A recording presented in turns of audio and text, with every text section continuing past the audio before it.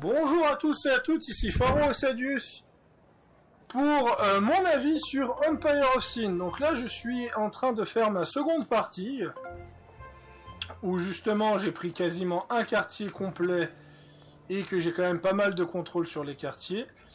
Je vais laisser un petit peu le jeu tourner et autres, peut-être pas au final, étant donné qu'il peut quand même se passer pas mal de choses dans le jeu, voilà. Donc, mon avis sur ce jeu est simple. Empire of Sin fait partie de ces fameux jeux qui a un gros potentiel, mais vraiment un immense potentiel qui pourrait être excellent, mais malheureusement, Paradox oblige.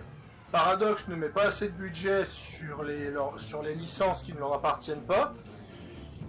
Et le problème, ça se ressent. Empire of Sin est un jeu, je peux même pouvoir vous le montrer, c'est un jeu qui va vous proposer donc différents personnages, et ces personnages ont tous des capacités uniques et tous des bonus passifs qui pouvaient être faciles. Qu'on passe de Elivara Duarte, qui possède donc une attaque, donc globalement la capacité du boss c'est globalement une attaque qui fait des dégâts, les bonus d'Empire qui vous donnent des bonus qui sont assez cool et qui varient, et les bonus diplomatiques qui peuvent être pratiques. Moi globalement j'ai joué Mabel Riley, et j'ai joué, comment elle s'appelle? Ah, elle est où? J'ai joué Goldie Garneau. Globalement les personnages sont assez différents et proposent des gameplays qui sont assez uniques, comme par exemple quand j'ai joué Mabel Riley, on peut plus vite faire de la négociation et donc faire des pauses. On a le coup du filou qui en plus de ça ricoche sur les ennemis, et on n'a pas besoin non plus d'avoir une ligne de tir pour la toucher.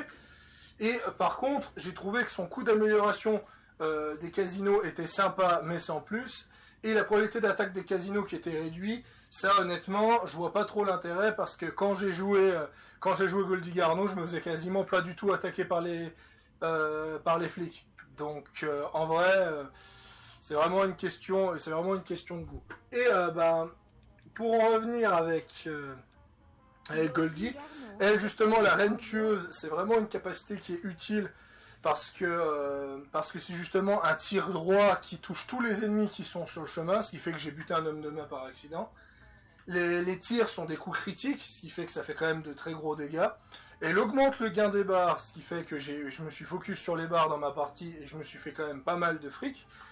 Et l'amélioration des casinos, ça de nouveau, je trouve que ça vaut pas trop le coup, parce qu'en vrai, dès qu'on commence à avoir pas mal de fric, les coups d'amélioration, je vois pas trop à quoi ça sert. Peut-être qu'en haute difficulté, ça a un intérêt.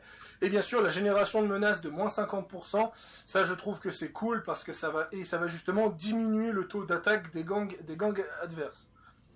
Le jeu, justement, propose quand même pas mal de personnages. Par contre, si j'ai un truc à critiquer, le jeu ne vous dit absolument pas si le personnage est historique ou pas, ce qui fait que c'est un gros bordel. Donc globalement, en me renseignant sur internet, j'ai découvert que Angelo Gena est un personnage historique, qui est donc une sorte de famille mafieuse italienne, Alphonse Capone, que tout le monde connaît, Stéphanie Sinclair, qui était une mafieuse militante noire, mais qui n'a jamais posé son pied à Chicago, et bien sûr, le dernier, ce n'est d'autre que, voyons voir, John O'Banion, qui était donc le plus grand rival de ce cher Al Capone. Donc globalement, voilà.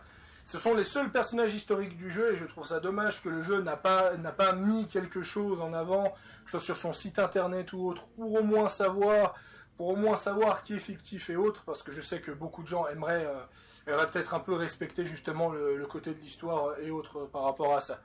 Donc franchement, le jeu est vraiment cool, il est vraiment sympathique. Vous avez vraiment une gestion. Là je peux globalement vous montrer je vais charger la partie où j'ai gagné, ma Bay Riley. Vous avez vraiment une gestion d'un empire avec un système de quartier, et c'est quand même super bien foutu. Par contre le souci, c'est que ça peut vite partir en couille dans certaines difficultés, parce que là je suis en difficulté, c'est l'équivalent vraiment du facile. Donc voilà, globalement, j'ai pris le territoire, j'ai pris un secteur à 12 territoires, et globalement, ce qui se passe, c'est que vous avez plusieurs trucs. Vous avez donc le propriétaire du quartier, ce qui fait que ça vous imposez mieux votre contrôle sur le territoire. Vous avez la prospérité qui en fait que les bâtiments vont coûter plus cher, mais vous aurez plus de clients et vous aurez plus de revenus. Vous avez aussi la qualité de l'alcool, où en fait, en fonction de l'alcool que vous vendez, vous allez gagner plus d'argent ou pas. Ça, c'est aussi assez intéressant. Vous avez justement, à tous les moments, vous pouvez voir le taux de clients que vous pouvez vous faire. Comme par exemple là, mon quartier principal, c'est marqué que je gagne 1300 balles. Non, c'est marqué que j'ai 1300 clients. Pour un total de 10 000 de revenus. Mais le souci, c'est que j'ai un gros gang à diriger. Alors, je sais plus exactement comment le gang est mis en avant dans le jeu. Si c'est avec un système d'agents. Je crois qu'après il y a le coût d'entretien des bâtiments et autres. Donc c'est vite compliqué et autres. Là, par exemple, ce que je constate, c'est que là, je passe à moins 370. Parce que le problème, c'est que je me suis spé casino avec Riley. Et c'est très aléatoire. Là où mon autre partie, j'ai 10 fois moins de territoire, mais je gagne limite de meilleurs revenus. Parce que justement, ça ne se base pas que sur des casinos, ça se base surtout sur les speed quasi, donc sur les bars. Voilà. Et ça, c'est quand même cool. Vous avez aussi un système de gang, où justement vous avez des membres de gang que vous pouvez recruter et qui peuvent mourir, comme par exemple j'avais perdu ce membre de gang là, et j'avais perdu une part là aussi. Et vous pouvez aussi tuer des membres de gang adverses qui travaillent pour certains adversaires. Comme par exemple, est-ce que c'est le cas ici? Voilà, par exemple, Goldie a engagé ce mercenaire là. Et si vous engagez un mercenaire, vous bloquez automatiquement des mercenaires. Et ça, c'est bien foutu. Il y a vraiment un système de relations. Comme par exemple, vous recrutez Hugues. Recruter Hugues fait que vous ne pouvez plus recruter Earl. Mais ça fait aussi que vous ne pouvez plus recruter Gibby. Par contre, ça veut dire aussi que vous pourriez, si vous montez la relation maximum de Hugues, vous pouvez recruter Frédéric. Même si vous n'avez pas les relations pour. Hein. Si vous remarquez bien, Frédéric, vous n'avez pas, c'est marqué condition de notoriété pour le recruter, 0, parce que je suis en très bonne relation avec Hugues, donc il me demande juste de l'argent au lieu de monter le système de notoriété. De toute façon, moi j'ai la notoriété maximum, ça c'est pas le véritable problème par rapport à ça. Vous avez aussi une gestion d'affaires de famille, où justement vous devez gérer, non pas affaires de famille, affaires de gang. Vous devez gérer, vous avez un conseiller, le conseiller qui va vous donner des bonus, vous donner des bonus de morale. Vous avez des seconds qui vont aussi vous réduire. Ah, c'est par rapport au niveau d'autorité. Donc ouais, donc en fait, mieux vous prendre quelqu'un qui a une autorité très élevée pour baisser justement le prix des gangsters. C'est un peu ce qui vaut la peine. Donc globalement, par exemple, si je regarde sur tout le monde,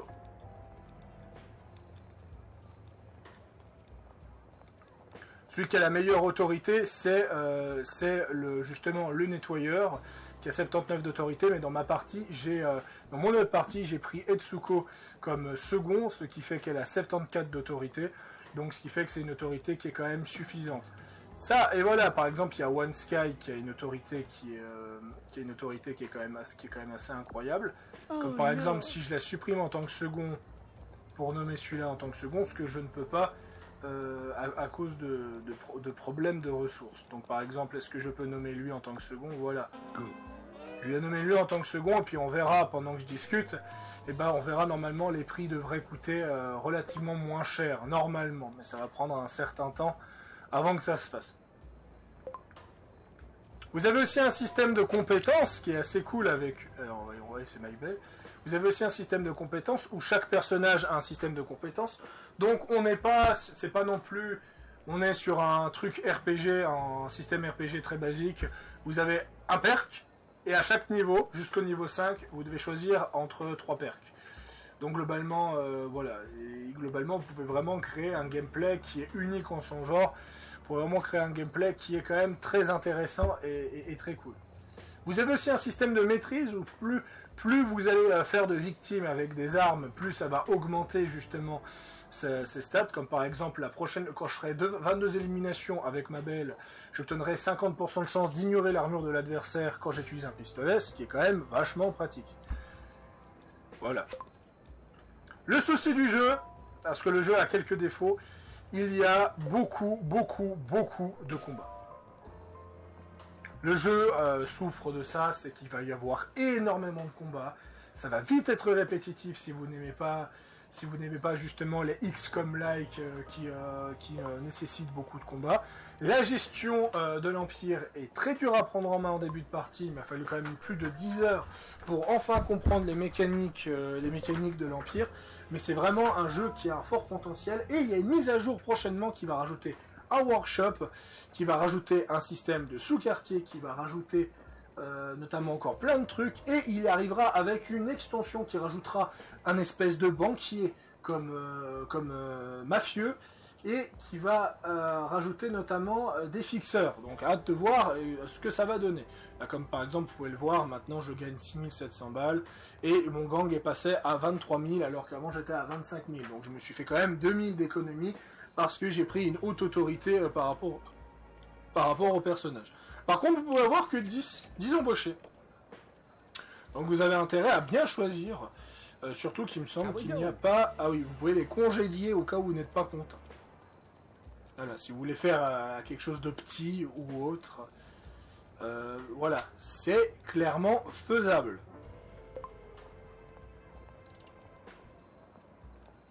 Qu'est-ce que j'ai oublié? Le vendeur de marché noir qui va vous vendre des armes, mais aussi il sera vite dépassé parce que ça proposera des armes de basse qualité.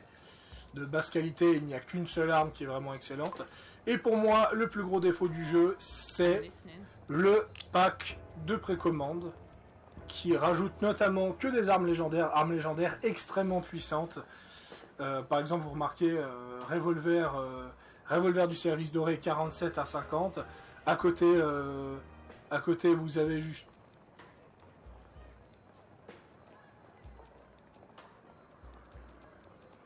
Ah, intéressant. Donc, par exemple, là, c'est le pistolet de Frank Ragan, un pistolet unique, qui appartient justement à un mafieux. Bah, il fait 39 dégâts maximum. Je n'ai pas pu trouver mieux comme arme. Alors après, si je regarde dans les armes à feu, on a le baiser silicien d'Angela Gena, mais à côté, on a le fusil mitrailleur Lewis que vous obtenez dans le pack de préco, qui est extrêmement fort. Pour moi, c'est vraiment le problème de ce jeu. Il y a aussi un système d'armure, vous pouvez avoir des armures, comme par exemple un gilet pare-balles militaire qui ressemble à une armure de chevalier. Mais voilà, quoi. Ce jeu a un fort potentiel, mais je pense qu'il aurait pu aller plus loin, comme par exemple faire du commerce avec l'étranger pour obtenir de l'alcool, pouvoir justement recruter des hommes de main pour faire des descentes chez les ennemis sans forcément devoir utiliser nos propres hommes de main. Parce que voilà, c'est... Demandez à ces factions mineures aussi. Demandez à ces factions mineures de botter le cul à d'autres factions, ça aurait été cool. Voilà, ce sera tout. J'ai pas besoin de plus à dire. Pour moi, c'est clairement un jeu sur le long terme qui va y avoir un très très fort potentiel s'il a un bon suivi, surtout avec le workshop. Mais en l'état, il reste juste très bon. Malheureusement, il brille pas dans l'excellence, il est juste très bon. Et si vous n'avez pas peur de la répétitivité, je vous conseille fortement le jeu. Par contre, si vous, c'est plus l'aspect gestion en mode city builder, comment par exemple Tropico ou autre, là c'est pas trop pour vous parce qu'il y a beaucoup trop de combats. Alors peut-être que si vous voulez moins de combats, mettez-le en facile. Il y a beaucoup moins de combats en facile. Il y a quand même pas mal de combats en normal. Voilà quoi. Mais en tout cas, c'est tout pour aujourd'hui. C'était Pharo Osadus. J'espère que vous avez aimé mon avis sur ce magnifique jeu qui est Empire of Sin. Je fais d'ailleurs une petite promo à Petit Vampire Gaming, qui est celui qui m'a offert ce jeu. C'est pour ça que ce jeu a presque 6 mois de sortie, mais que je ne teste que maintenant. C'est parce qu'il me l'a offert comme cadeau, parce que c'est bientôt mon anniversaire. Et je le remercie ouvertement. Sur ce, c'était Pharaon Sadius. À plus!